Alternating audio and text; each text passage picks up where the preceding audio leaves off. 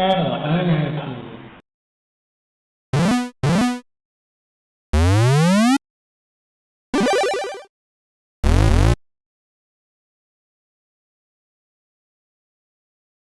Okay, it's been a month. Let's see if I remember how to do this. So today's game is Raid Over Moscow, the disk file. So let's start it up here.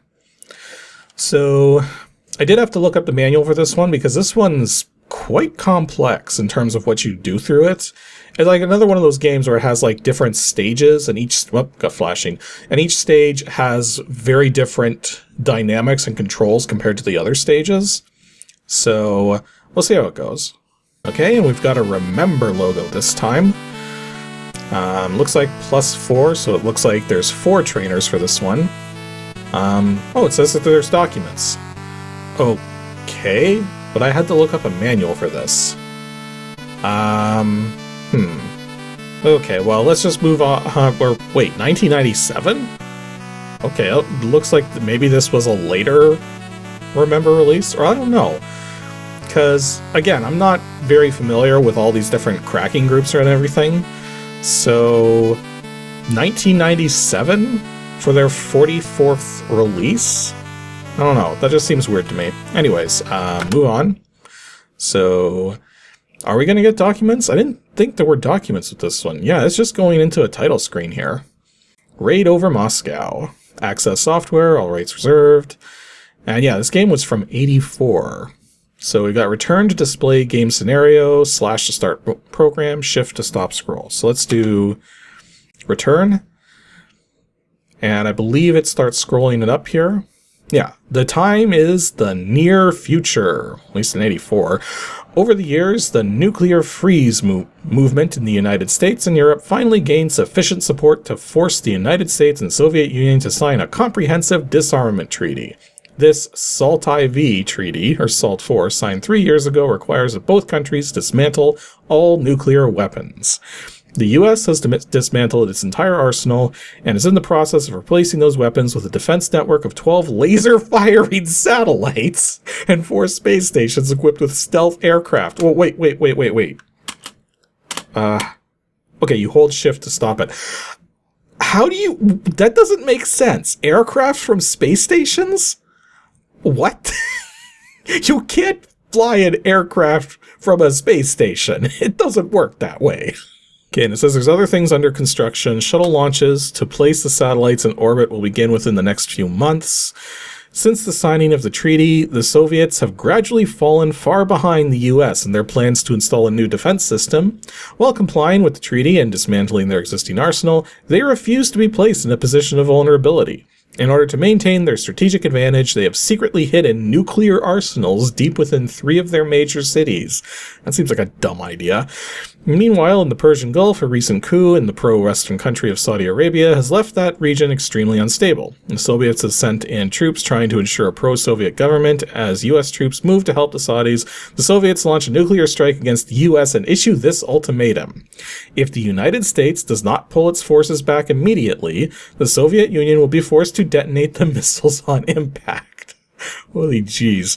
The United States' only hope is that its space station equipped with stealth aircraft. Now you, as station commander, will lead your commandos on a virtual suicide mission, flying undetected by Soviet radar. You must knock out the launch sites and control systems to prevent the missiles from being detonated. Then, armed with only the weapons you can carry, you must proceed into Moscow and lead a counterstrike on the Soviet Defense Center itself. This sounds like a terrible idea. Good luck on your mission, Commander. You're gonna freaking need it. Okay, well, it looks like the / key doesn't actually start the game until this message shows up, so... Okay, so it's gonna scroll it away. I assume it's gonna start as soon as it's done. Yep. And this time we got the dancing lines instead of the flashing screen. Okay, it's a blank screen now. I assume it's... Oh, we got the trainers. Okay, so no. Okay, Raid Over Moscow. High score, your score. Skill levels of beginner, advanced, and suicidal. Let's just go beginner. Okay, so this screen here, we're just simply waiting for a missile launch. And it says right there, enemy launch detected from Minsk. Target is Atlanta. Time to impact 6 minutes, 48 seconds and counting. So when this happens, you hit spacebar to go into the space station. And then you get to scramble aircraft. And this is some of the weirdest controls ever. So, because it's an aircraft in space, we don't... like, we have to actually, control the aircraft out of the dock in the back there. So I hit F7 to open it, and did not get out correctly. So yeah, this is this weird sequence where you have to, like, maneuver your aircraft through the launch doors, but you start off not even facing the launch doors. Like, who designed this hangar? Okay, so let's see if we can actually get out this time. Let's open the launch doors. And there we go. Okay, so from here, I believe we are able to control our little dot, and we have to intercept the missiles.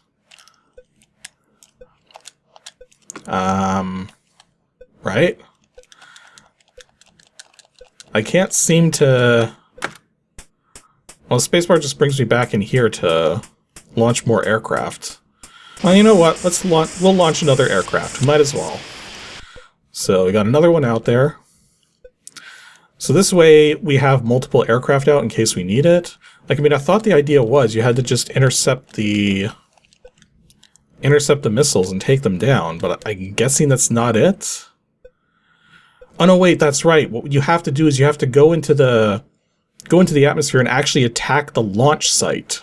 Now I'm remembering. Because again, I had to read the manual because this is a very unusual game.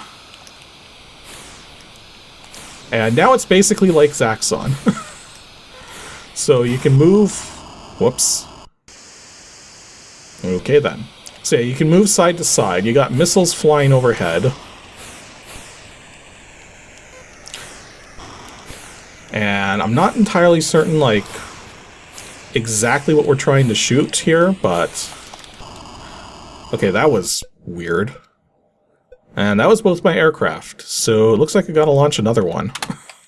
So let's aim our aircraft down to the planet again. This seems so silly. Flying aircraft from a space station. Like, I kind of get the logic as to why you might do that, but how is the aircraft even, like, doing this? Okay, let's try not to die this time. Okay, good. You can actually, you don't have to worry about hitting the ground, is what I've been trying to say. So, like, I mean, even though you can go up and down, there doesn't seem to be any penalty for going all the way down and trying to go lower. And of course, you need to avoid these missiles flying overhead. Okay, it looks like that was the end of that sequence. Okay, so now I'm taking out... Now I'm taking out these things. So I gotta get the shot to go straight into the... straight into those holes. And the idea is that the one in the middle there is the main control silo. So as long as you take out the one in the middle, that's all that matters. And yeah, your plane actually turns blue if you're properly lined up with one of the,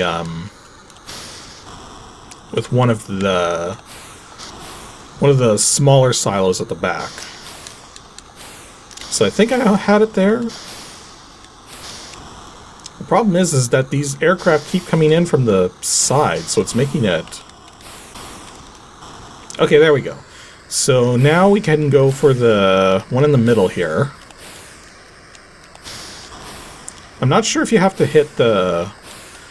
Okay, it looks like you do have to hit the one that's in the very center at the top. Okay, it looks like I have the right altitude now, so now I just need to... line it up. Okay, that looks good. There we go. Minsk launch site destroyed. Okay, so we're actually making progress. And I restored my stock of aircraft by taking out some extra ones. Okay, so another enemy launch detected from Sartov. Target Miami. I don't know why they're targeting Miami, but whatever. Okay, so it looks like there's 3 missile launch sites left. So I'm guessing we have to hit all 3 of them or something. Well, we can only attack the ones that are actively actively hostile. So yeah, it looks like the trick to these sections is to stay as low as you can, because there doesn't seem to be a penalty for staying low other than the fact that you can accidentally run into things. So yeah, we'll raise up here so we can get under this. And then it looks like there's a tank there. Let's blow up the tank if we can.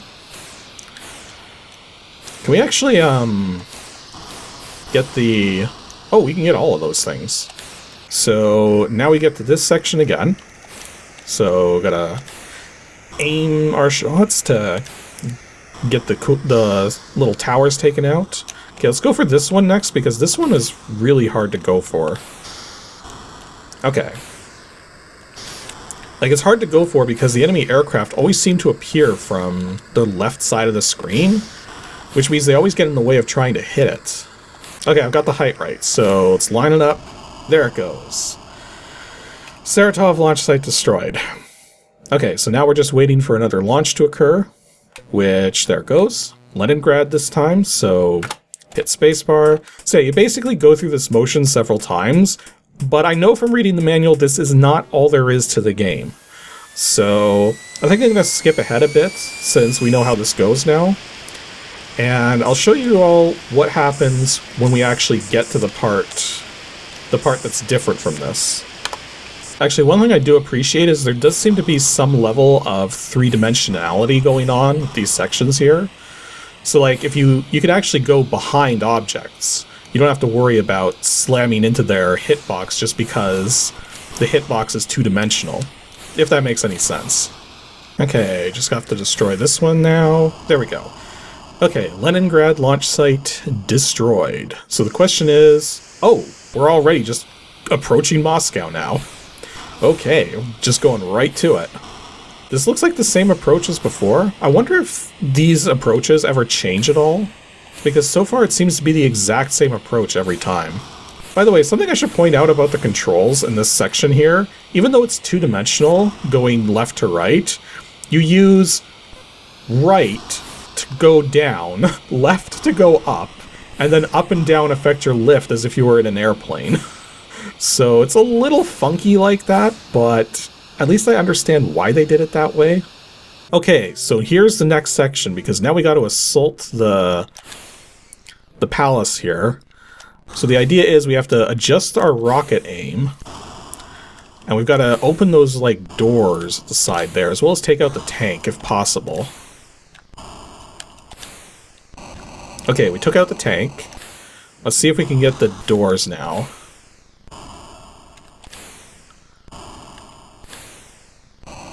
Okay, we got one door. Oh, but we got shot. Okay, that's okay. We got more people here. So, let's see if we can... Okay, a little too high. And the trick is you want to keep moving side to side. The idea is that the soldiers at the back there will be more likely to hit you if you stay still. Yeah, that one door turned white instead of red for some reason. Maybe we actually do have to kill some of the people shooting at us. Let's try that. No, they just respawn. Maybe I just have to hit the white door again. Yeah, now I'm a little confused. Unless I have to actually, like, hit spacebar to go forward? No, F1, F3, F5, F7... Oh, I actually have to destroy the roofs of the building. Okay, I guess that's what we're doing now? Okay, I wasn't able to destroy... Yeah, I can't destroy those towers for some reason. Oh, I just took out that one. And then took out the tank. Okay, that was interesting. Oh yeah, you do have to take them out in a particular order. Okay. That's a little weird, but, you know, I get it. It's a game. Game logic. Okay, I'm gonna pause the emulation for a moment here. Because I'm a little confused. I thought you just had to sort of shoot your way in, but there seems to be more to it than that. Okay, the manual is saying that you actually do have to destroy all of the soldiers. But they respawn. And you also have to destroy the tank. This seems like a recipe for not winning, because you have to be so accurate with your shots to hit these things. Although I guess the tank can't get me while it's in there. Yeah, see, one of them just came back there. Yeah, you've really got to shoot these guys down fast to be able to destroy all of them without them respawning too quickly. Okay, all that's left is the tank. If we get the tank, we get to go inside. Okay, that should do it. Do we get to go in? Yes, we get to go in. Okay, so this is the final scene of the game. And the idea is we're using rebounding discs. Yeah, this suddenly became a game of Tron. We're using rebounding discs to destroy this thing. Because this is supposed to be like a device that's... Okay, let's try it there. Nope. Can I catch the disc? Yes, I can catch the disc. Okay. So yeah, you have to hit this robot with a rebound in order for it to count. And that didn't quite do it. And that's just going to hit the robot. So yeah, it's kind of a weird way of doing it, but...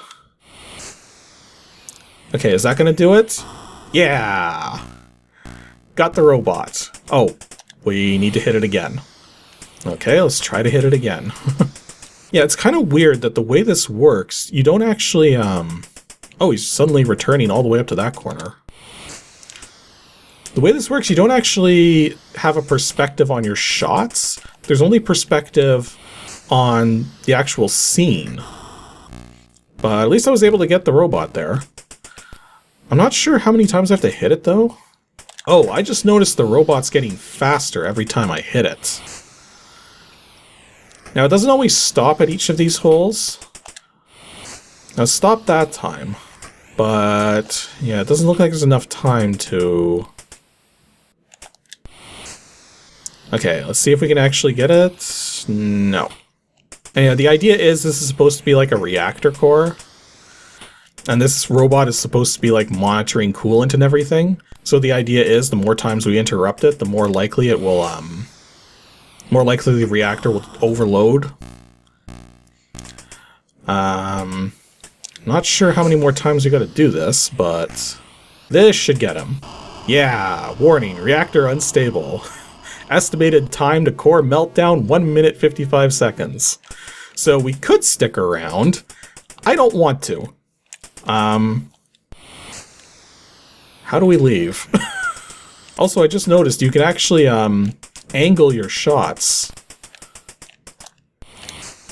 But that doesn't seem like a... That seems like it would be really difficult to get the beat on that. So I guess now that the reactor's unstable, maybe we just sort of wait?